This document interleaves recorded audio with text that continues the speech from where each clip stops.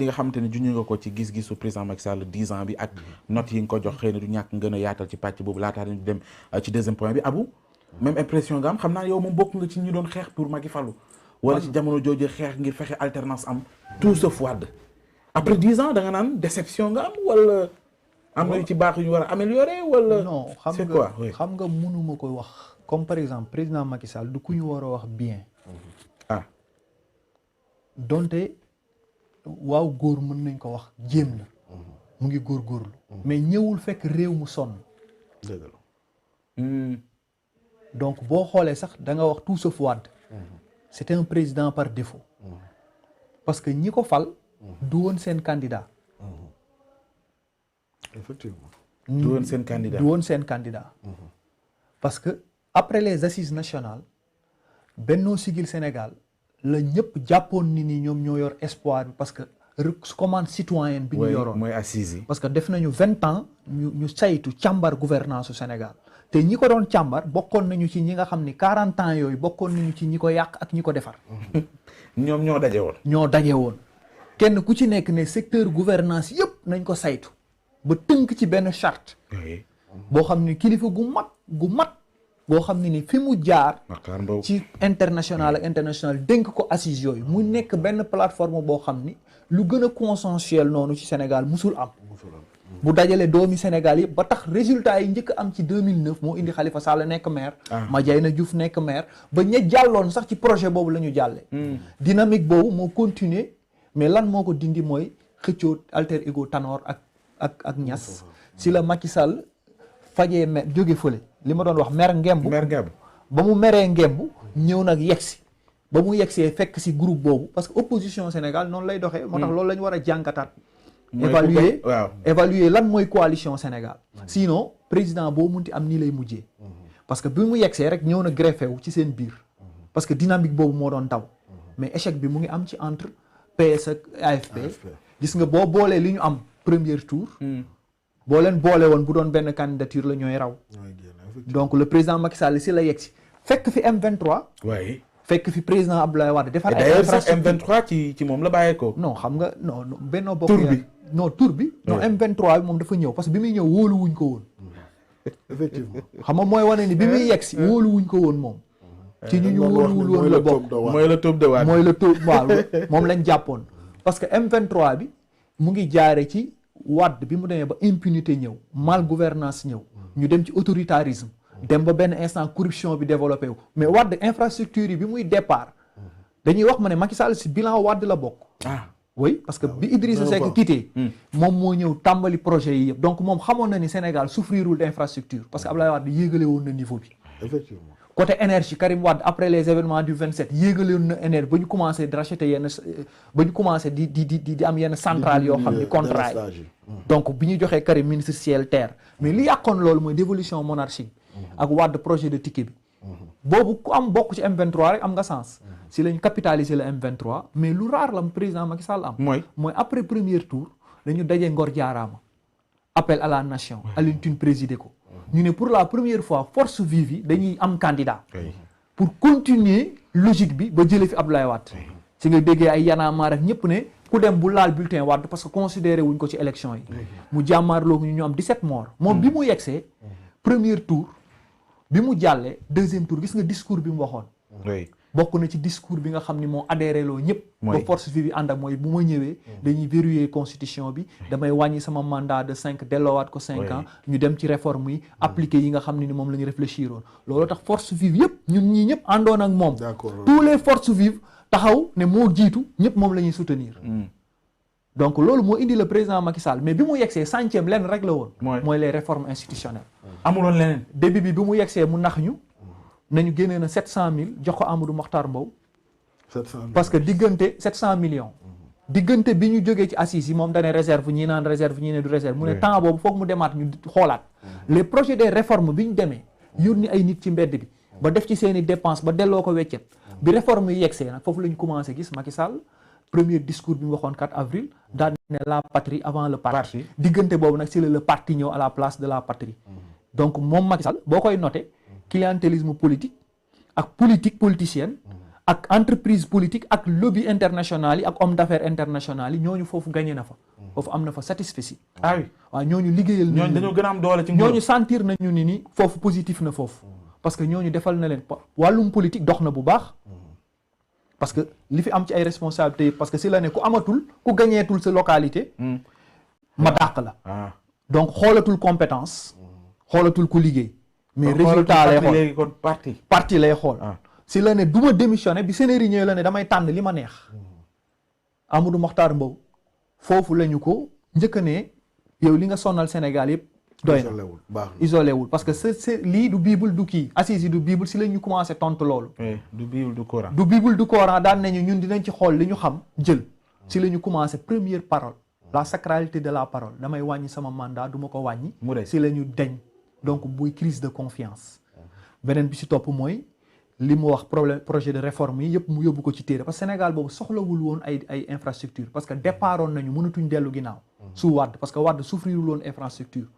mais si la ñëw nag indi réforme yi teg ko ci suuf waratuñ woon waxu constitution. donc président Macky Sall bi mu yegsee laalaat na constitution bi indi Sénat. casé Ousmane Tanor Dieng. commencé ci kaddu yi du ma fal sama rak fal rakkam. commencé ci impunité bi rapport CREI yi génn nga ne OFNAC pour ñun la CREI yi pour ñële la nga def liste de 25. topp benn nit kase muy Karim Wade ñeneen ñi ci des ñëpp rejoindre la nga teg seen dossier ci suuf. OFNAC bi tey Nafi Ngom Keïta saytu sa frère joxe ay dossier ngeen génnee ko tëbal ko dàqin bu ñaaw. rapport bi tegu sur la table. Cour des comptes gëj a déposé donc foofu la ñu foofu nag kuy natt président Macky Sall sur ce bilan immatériel. parce que problème mu réforme la ñu amoon. école sénégalaise chaque année ba hier on sauve l'année la ñuy wax. kon jàpp ma ne am na bilan. donc boo yegsee tey ñu ne ma yaa ngi inauguré ay pont tant de milliards tant de milliards te école primaire yi amuñu clôture ci banc la ñuy toog abri yi matul banc yi 320 000 moo des. te am dëkk am réew. Nelson Mandela mi ñu tuddee pont bërki démb bi daf ne boo bëggee nasaxal am réew demal nga yàq éducation nationale. récemment loolu la wax récemment lu ñuy mujjee mooy nañu sauver année bi. chaque année dañuy sauver année bi ci éducation fi may wax ak yow ni benn université parewul ñu ngi ci surnombre bi fi may wax ak yow ni secteur santé bi ñu ngi paralysé wu te problème yi ñuy wax ak enseignants yi lu ñuy wax dañ lay wax ay signature protocole la yoo xam ne depuis 2017 la. te éducation ak santé ñoo yor réew li Serigne Touré wax léegi. beneen bi si topp sur la démocratie. mooy c'est-à-dire bu ñu yegsi woon Ousmane Ngom. bi muy organiser élection yi gars yi sëñ Xel Wade dafa indi Cheikh Gueye chargé des élections. mais moom bi mu yegsee Abdoulaye Daouda Diallo la njëkk indi mu yàq élection yi. mu indiwaat Aly Ngouille Ndiaye mu yàq élection yi. ba fi may wax ak yow nii nii nomewul ministère bu neutre. donc wàllum démocratie électorale bi nga xam ne moo taxoon ñu am ñaata mort. président Macky Sall yegsi waatee dafa gën a. dafa dellu ginnaaw dialogue par consensus amatul. acquis démocratique yi amoon sax. donc acquis démocratique yi dem na donc cela veut dire que ni kuy natt président Macky Sall si 10 ans yi parce que li ma la wax dette bu ñu fekkoon 40% nga yóbbu ko ba 67%. donc cela veut dire que tous les réalisations yi fi am ci dette la am. te signature Sénégal baax na. mais régression diplomatique am na. le monde bi ñu amoon si côté arabe yi. sur le plan extérieur amatuñu ko régressé na fi may wax ak yow ni l'enseignement religieux assises nationales yi la ñu defoon ci réforme yi ak Mary Teuw Niane anamu 11 propositions yi dara demul système bi ñuy wax rémunération bi def lu na ay études defuñu ko keroog toog na moom à la télé mu nekk personnel bi daf koo jaaxal biir présidence clientélisme politique ñu yegg si ba fii tey waxuñu liste unique ñu ngi jëm ci ay élections di xëccoo ay parrainage ñu am problème mu masse salariale donc président de la République dette bi li ma tiital man mooy infrastructure de prestige yu ñuy def Senghor daf fi bàyyi dette boo xam ne ni ñi ko doon fay ñun suñuy parents lañu dette boobu ba léegi jeexul moom fu mu dem ne annulation de la dette tey nga yóbbuwaat Sénégal 67 virgule mais xale yi war a fay bor boobu ils sont improductifs waaw parce que amuñu école amuñu métier amuñu xam-xam foofu laay ñëwaatee ci yow ci deuxième tour bi su ko defee mu gën a leeral déjà li nga doon wax sànq wax na ci côté immatériel bi parce que souvent bu ñuy wax ci loolu dañ naan waaw def na lii deful lii nangam xëy na dafay aju ci wàllu dundin ak dëkkin mais mu am wàllu tabax sànq foofu nga taxaw nga ne daf ñu ko jaayoon ne dinaa tabax jikko yi tabax Sénégal boo xamante ni dundin wi dina jàppandi ci wàllu woowu yan yoon nga jàppoon ni xàlloon na ko luy wane ne firnde ni mu ngi ca mu dem ba ci biir mu wàcc ak boo koy méngale fi ñu ci toll nii. waaw boo seetee li président jaayoon peuple sénégalais ba ñu élire ko. sëñ Abdou ñëw na ci. mooy bokk na yu ñu bokkoon tënk ci assises nationales yi mu jëloon ay engagement wàññi mandaam delloo bloqué mandat bi 2 ans li nga xam ne moo taaloon dëkk bi ay mort amoon ci engagement yooyu yëpp jëloon na ko mais da cee génnaat nit ñi dañuy fàtte ni président dem na ba perron wu palais de l'Élysée na du def 7 ans 5 ans lay def mu génnaat na ci mais au début signal yi baaxoon na su veerul woon it jaunoon na ndax gisoon nañ ko mu ñëw wàññi train de vie de l'État tey damu réduire woon dañ ko sur romb bu baax a baax a baax surpassé nañ ko bu baax a baax a baax yenn dépense inutile yu bëri yu état bi doon def président arrêté woon na ko ba période boobu da ngay wax ñun la nguur gu bees fi ne ci kaf yu bëri waaw way yu bëri arrêté woon na yenn ndaje yi nga daan gis yenn autorités yi daan ñëw di def bambula yu bëri après dafa arrêté parce que nit ñi gëmoon nañu dëggantaan président rupture la annoncé changement dayam ak yenn wàññilu salaire yi sax wàññilu salaire yu bëri bi Thierno Alassane Sall waxee ci salaire plafonné bi salaire u directeur ARTP moom si la jël décret wàññilu salaire yi donc annoncé woon na les couleurs mais li ñuy wax naan réalité politique da ko rattrapé da ko dab mooy vouloir faluwaat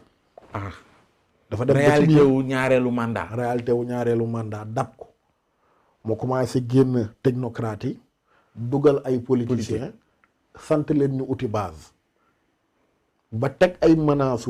ku gañewul sa base da ngay perdre sa poste gars yëpp wàcc ci tali bi su Macky Sall la ñu gis yenn directeurs yi yëpp di politique administration liggéeytu ñëpp di politique ku politiqueul jàpp nga ne sa poste da nga koy perdre nit ñi wàcc ci terrain bi gabegie bi commencé waat jënd nit ñi taxawaat et puis président def lu doy waar mooy gën a nasaxal